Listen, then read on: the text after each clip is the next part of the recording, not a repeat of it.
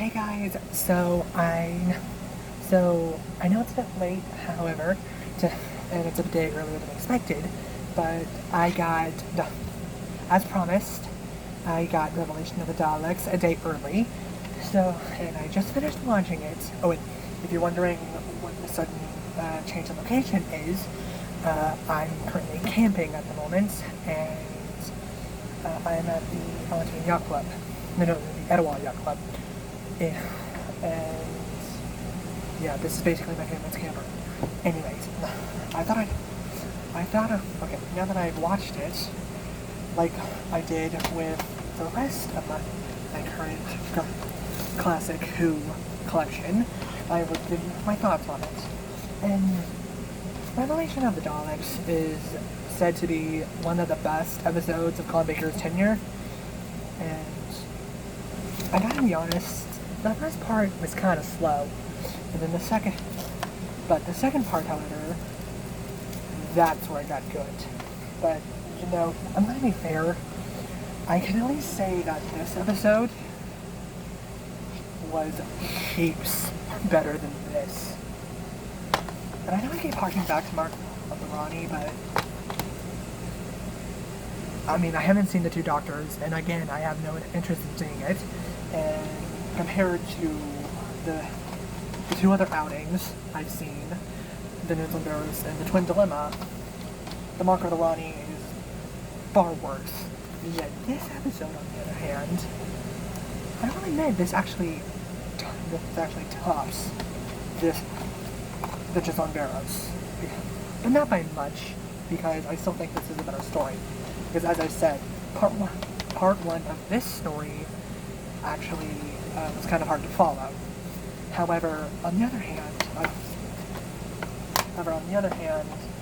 with I could barely, though on the other hand, with the Newfoundland Barrows, all the performers were giving it 110%, but you can tell through a lot of Colin's run that he doesn't give a phone in performance, and you gotta love that dedication. You can tell Colin Baker loved the role, and I find it unfair that people don't regard him positively.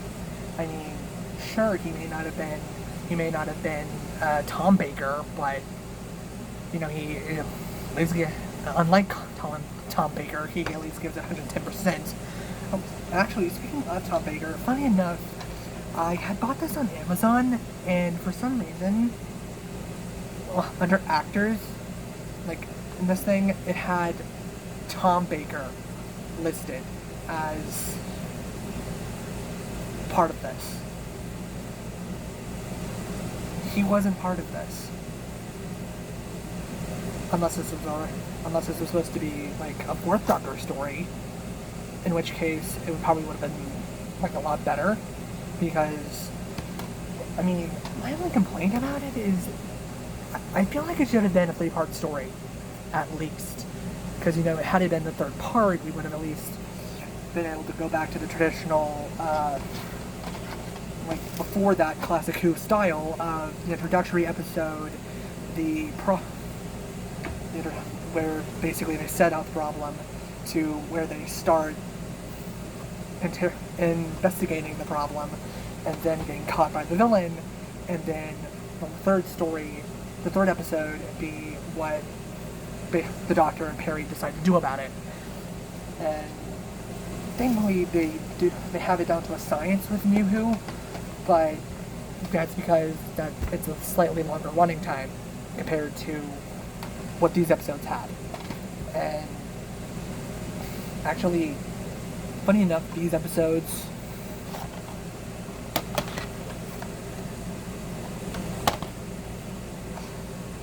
all run in the same format of New Who, but then again, I'm pretty sure the rest of the classic Who run from the end of Colin's run to McCoy's was like that. But then again, I'd have to go.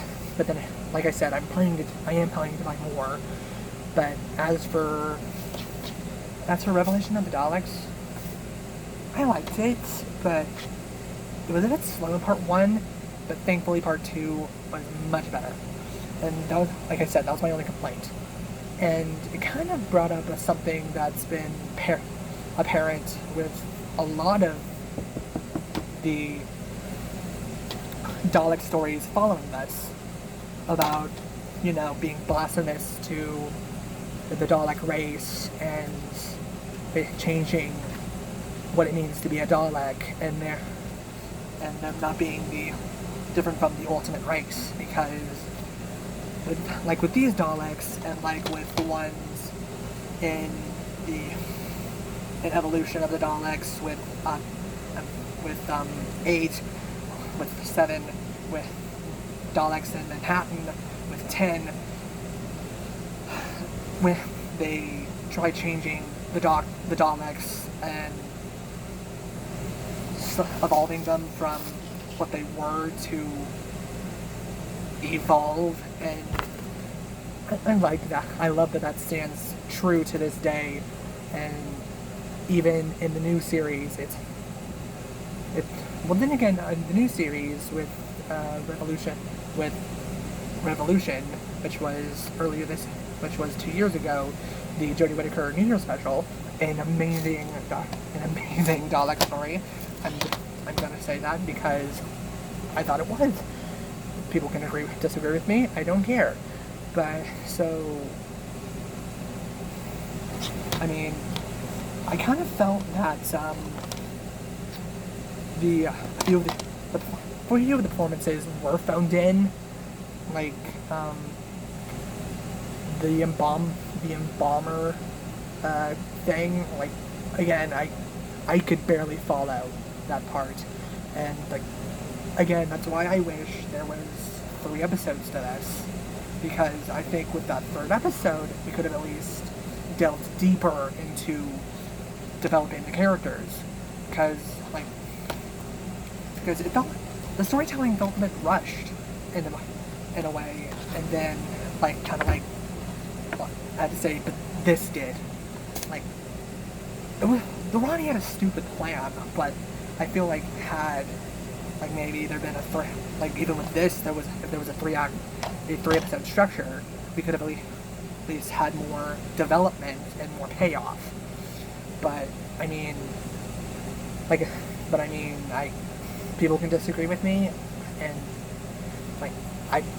I've said it before.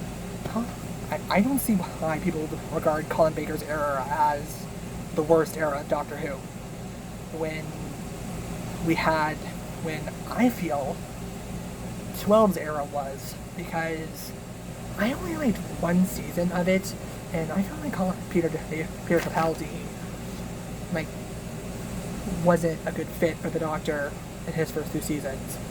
That was until series 10, in which case I started semi-liking him. But Colin, I feel, was the Doctor from the moment he took down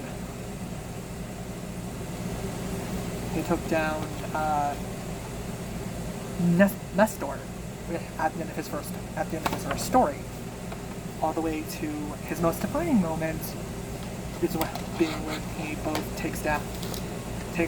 helps save the people of Veros, getting the Zyton 7, and taking on the Daleks and Davros. So, and like I said, I think his weakest moments, even though I haven't seen Time Lash, and I've heard that's supposed to be a good episode, his weakest episode, from what I've viewed so far,